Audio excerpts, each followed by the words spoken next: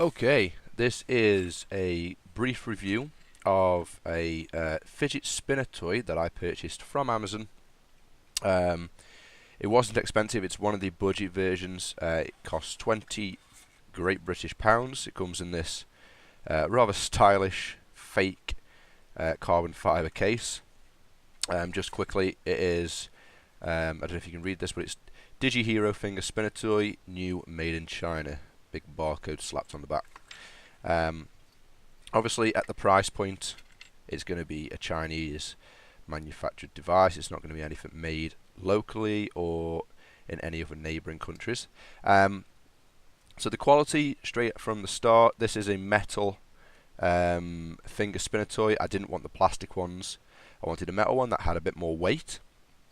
It's got this gunmetal grey finish and a gold coloured thumb piece, and I really like this colour combinations. This is why I went for this one, and really the metal helps a lot with the weight and the balancing and obviously the spinning. More on that in a second. There are a couple of other colour variations and combinations and designs from the Amazon product page, but this is the one I went with. There is, I'm going to try and get a close-up photo of this, but right there is a sort of, not a dent, but a scrape on the surface of the metal, which has taken a bit of the paint off, or whatever they used to colour it, and that was there when I opened it. So, how does it perform? It's really good. I've been testing the spin time over a couple of days and recording the results and averaging them out.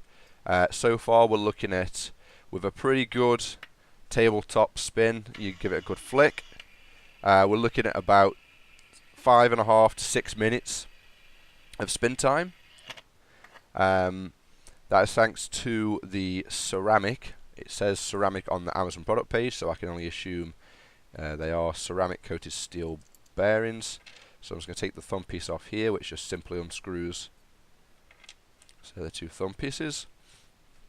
And again, I'll get some close-up images. It's not too good on the camera I'm using right now. But the bearings are spaced equally by a bit of plastic. I'd rather them be free to move about. But the bearings themselves spin very well. What I would suggest is regular maintenance of the bearings. So after a while there may be a bit of dust, a bit of dirt, fluff, anything gets into them, and obviously will slow down the bearings because that will cause extra friction.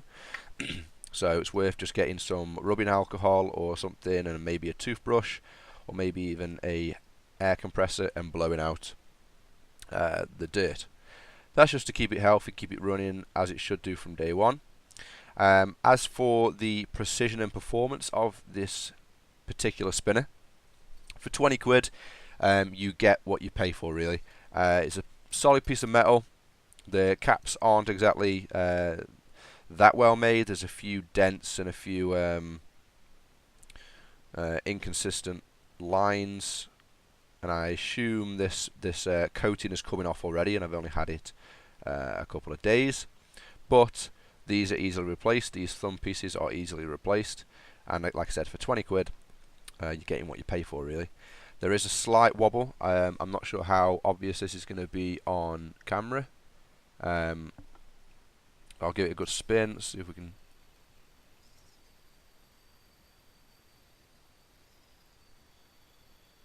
Okay, when you do spin it in your hand, you can feel a slight wobble, as though it's not quite, the bearings aren't quite as tight, and it will wobble up and down your thumb, but for overall it seems to be balanced. Okay, so you can pick one of these up from Amazon. There's a link in the description. They are pretty good for the price. I'd recommend getting something like this if you're just starting out or you want your first one. 20 quid I suppose is quite a lot to drop, but it is solid metal if that's what you prefer. I think the design is quite a good point on this one. Some of the ones are quite ugly. I don't really like the plastic ones with the holes in. They seem a bit cheap and tacky. So yeah, thanks for watching.